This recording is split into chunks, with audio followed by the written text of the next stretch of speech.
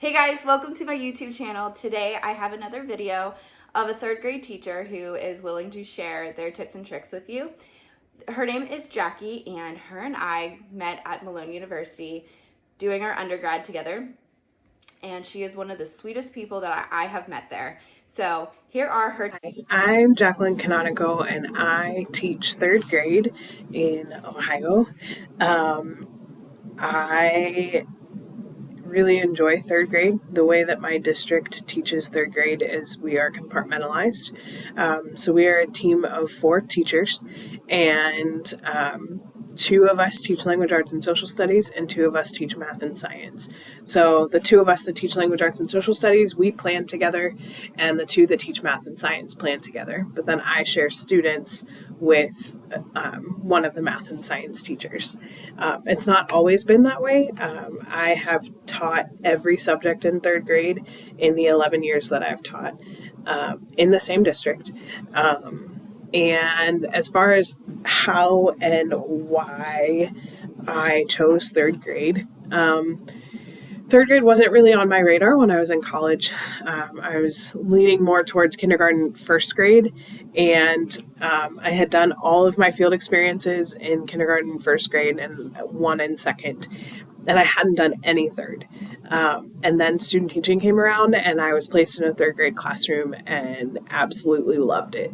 And then when I was in the hiring process for my district, it was for a third grade position. And I haven't left since. My least favorite part is the state testing. I think everyone would say that. I really enjoy teaching third grade because there's still this love for learning. There's still this desire to please and to want to show up. Third grade also feels like a big year because it feels like make or break. That's when the standards kind of shift from being regurgitating information to applying what I'm teaching you. And so that's where it starts to get hard. And I feel like this is where a lot of people see children start to either really love school and really love things like reading, or really hate school and really hate things like reading. So it kind of creates this challenge for me to make sure that I'm cultivating an environment in my classroom that teaches students that they are valuable, that they are intelligent no matter what their intelligence looks like, and that school can be enjoyable and that reading can be enjoyable. We just have to kind of figure out how school works for them and how reading works for them. So that's me about third grade. The first question that Alexa asked was, as a teacher, is it hard getting ready for a substitute? And how do you prepare for a sub to be in your room? If you get sick, do I still have notes?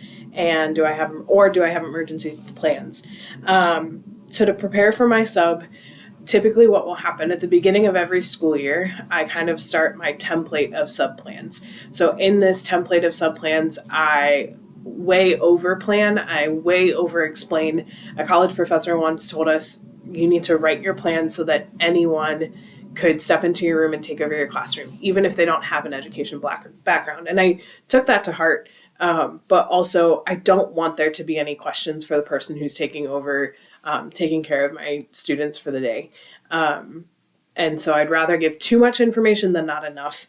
And so I'll sit down at the beginning of the year and I kind of type out this template that explains our procedures, which don't change all that often year to year. So I'll update that as needed. And then I include any health information that needs to be included about students. I talk about behaviors and behavior plans. I tell them where to look for emergency plans.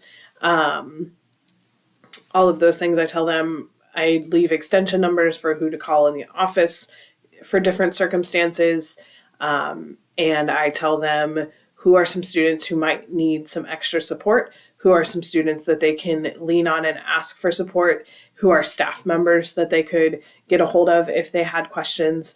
And then I get into my format for the day. So then I'll create a template for the time, our transition times and things like that, and when I'm teaching what. And then I'll use that template.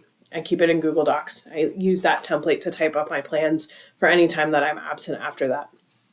And that's where I explain, here's what you're doing throughout the day. Here are the expectations. I tell them where all of the materials are that I have for them.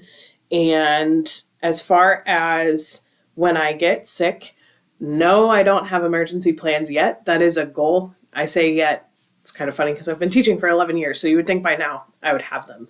The tricky part I feel with teaching elementary school is there could be things that I fall back to do busy work, but with state testing, with the way we have our curriculums mapped out, there isn't really time for busy work.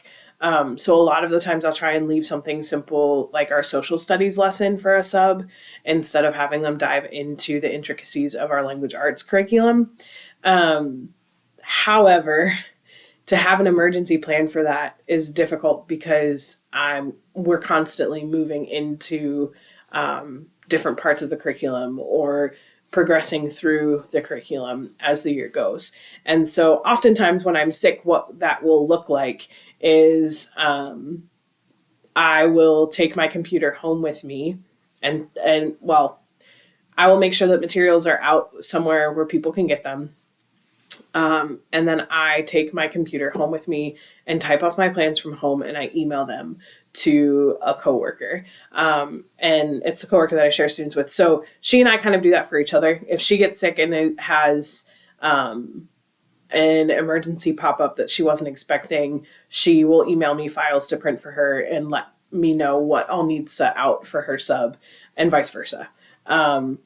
She's kind of at a disadvantage because she lives really close. I don't live close, so I have to rely on her a little more in that way because she has the option of coming in really quick even if she's not feeling the best. So for me, it looks like typing up plans and emailing them to someone.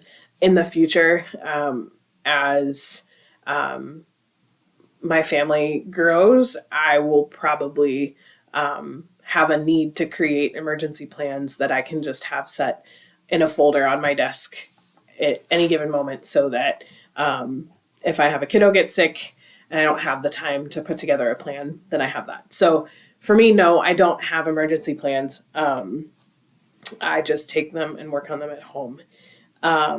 So I kind of touched on this already, but communicating policies and procedures to my substitute.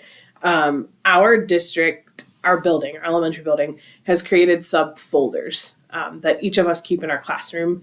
And in that folder has all of the school-wide procedures, all of the school-wide policies, all of the logins that they would need as a substitute to get onto computers, to print if they need to do that, because we have a separate login for substitutes for those things.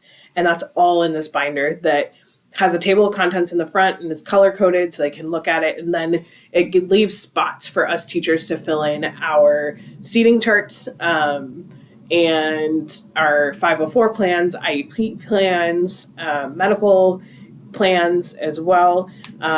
All of those things are in that folder, and it makes it really nice because it's one place where we can keep it all. So that's also where I keep my sub plans, and I lay all of that out for the sub in my classroom. And as far as how a sub should know about lockdown drills and fire drills, in an ideal situation, the district would have that listed in their policies, and that should be in a place that's easy for the substitute to find. I know that our district typically has the same people who are subbing, so once they become familiar, they know where to look for it. They know other teachers in the building, so they're able to ask questions as well. But I would say that it's really important that the district provide that information. So for us, that's in our policies in the sub binder, and it's all very well spelled out. It provides maps, it provides expectations, it provides different levels of lockdowns and what to expect for that, and tornado drills and fire drills and all of those things. My expectations for the substitute teacher. Like I said, in elementary, we don't have a lot of wiggle room for busy work days. And so my expectations are that if I leave sub plans that are detailed, I would like for the sub to attempt to get through the things that I leave. But I also let them know, hey, I've planned more than you're likely going to need. So if you don't get to everything, that's fine. Just let me know where you leave off. And so that's the other thing. I try to leave more than what they need so that they aren't struggling with behavior problems because there's too much downtime. And so I expect that subs will at least attempt to work through the things that I've left for them. And I also expect that subs would leave notes as far as how their day went, things that they were able to get to, things that they didn't get to, perhaps behavior plans that come up, because if we're being honest, they're probably going to come up, unfortunately. And how you handled those situations. Kind of going back to our policies, my district has a very set behavior plan that is for every student as far as tally systems go. That's what we use in our district. So, for example, green tallies are to award positive behavior and blue tallies are a warning to correct behavior. But if we provide blue tallies to a student for a warning, we also write on that blue tally what the behavior they're being warned about is, so that when that blue tally goes home to parents, parents know what happened.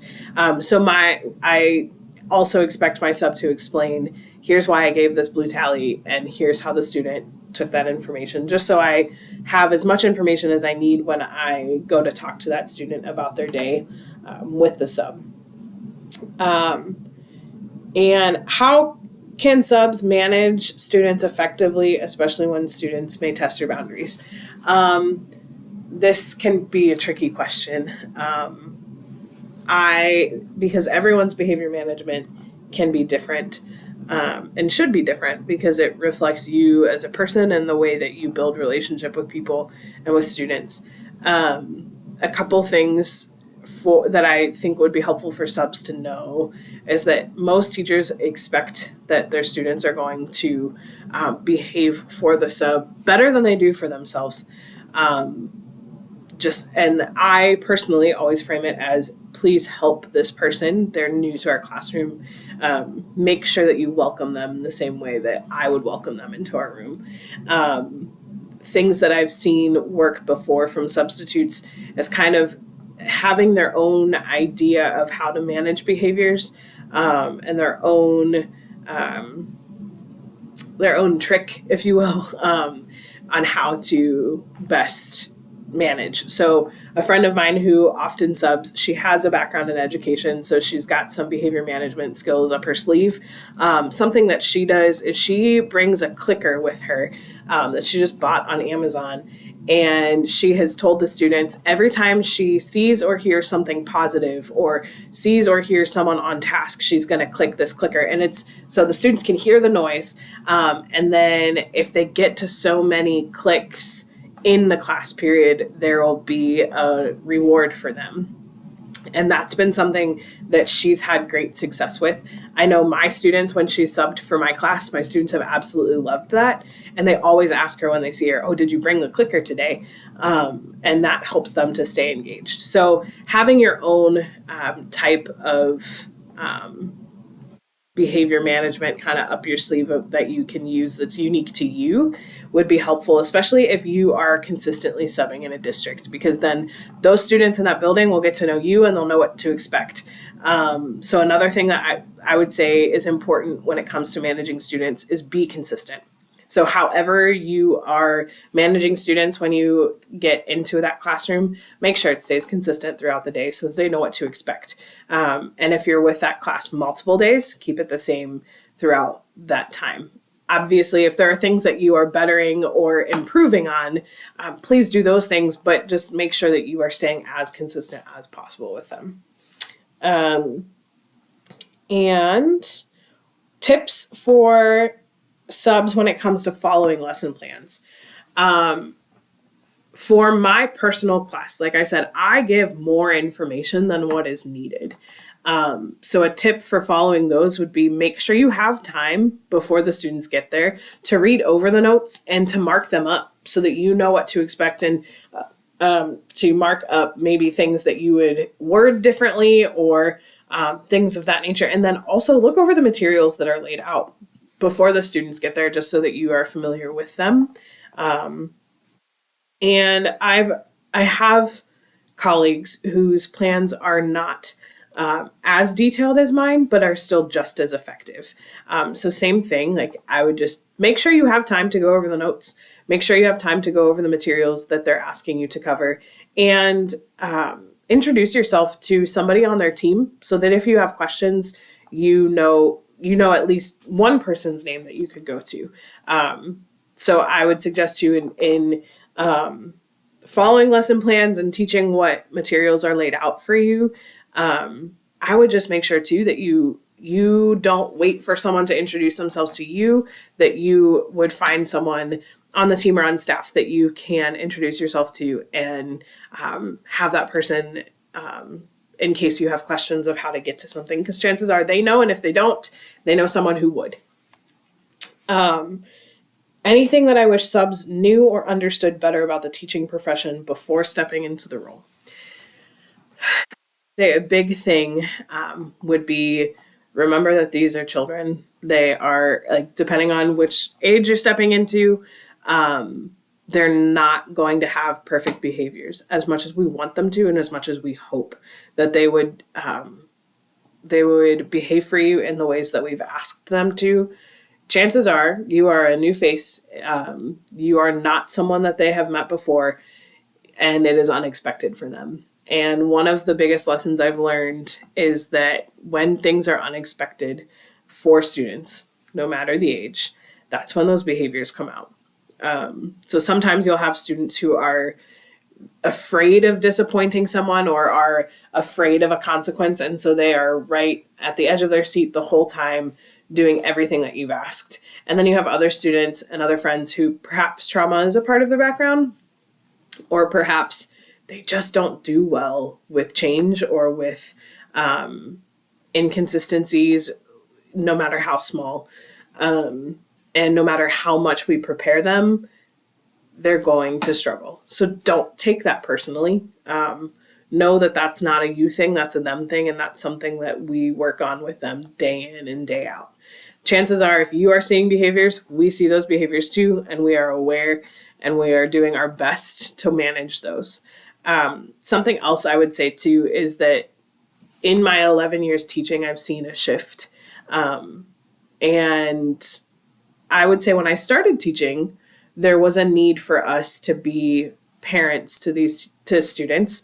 There was a need for us to be kind of a counselor to students and just wear lots of different hats, whether it was helping put a Band-Aid on and being nurse for a second, helping sort through social and emotional things that they were struggling with. So putting on that parent or mentor hat, putting on a disciplinary hat, putting on a teaching hat where you're giving the academic information.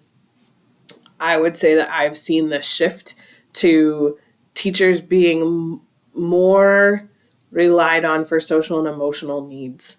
And something that we've learned in college as educators is that if social and emotional needs and basic needs are not met, the students aren't going to be ready for academics. So chances are, if you're seeing behaviors, that also means that there's something deeper under the surface than what you are aware of, and that we as a staff are likely aware of. So just remember to have grace. Remember to just love those students well in the time that you have with them, and communicate clearly with the teacher. What happened? How was the day? Good, bad, all of those things, because we want to know that so that we can better prepare the students for next time. So that we can have conversations about expectations, so that we can reward them for positive things that they've done, all of those things. So thanks for taking the time to listen to this. Thanks for taking the time to learn what it means to step into a classroom and sub in today's teaching world.